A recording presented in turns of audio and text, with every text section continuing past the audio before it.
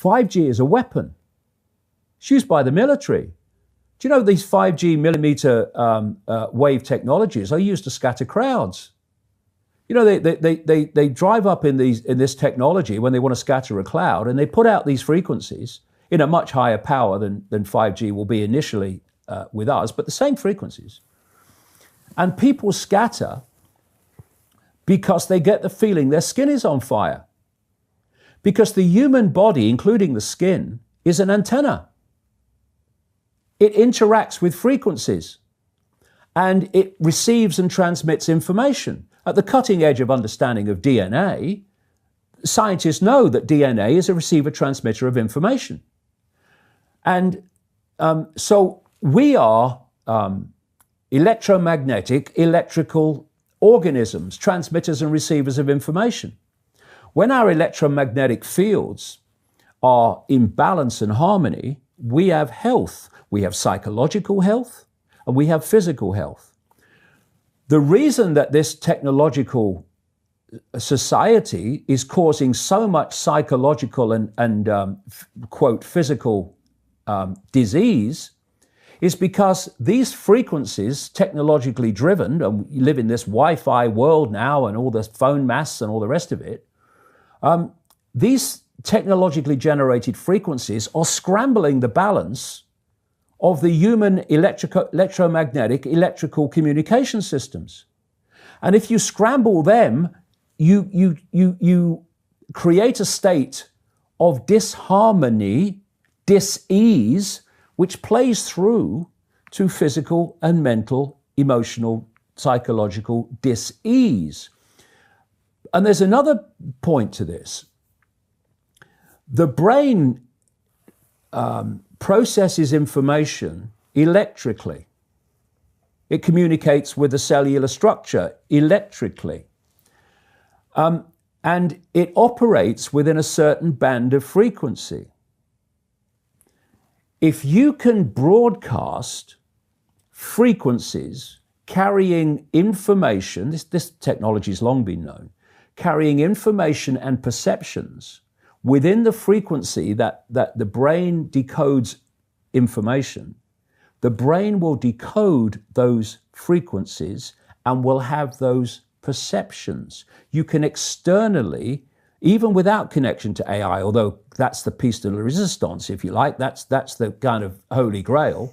But even before that, you can influence people's perceptions externally by broadcasting these frequencies that we interact with, because we are antenna. Okay. Now, some decades ago, there was a guy who worked out the frequencies of different emotional states. This is long ago. I mean, it's very, very sophisticated now. So every thought, every emotional response is a frequency. It generates a frequency, and it is of itself a frequency. Hate is a frequency, and it's different to love. You know, when you are in a room and there's lots of aggression and conflict and hatred, you feel it. What do people say? Oh God, you can cut the atmosphere with a knife in there. That is because the frequencies of hate and conflict have been so generated, they have changed the electromagnetic field of the room. Okay, so 5G is going to be weaponized against us potentially. Yeah, but the point being that they worked out the frequencies of various emotions, including rage and what have you. And basically, they can play across a community these frequencies without anyone knowing, and it starts to have an effect, and it starts to build rage, it starts to build anger, and people might not realize why they're feeling it, but they start to feel it.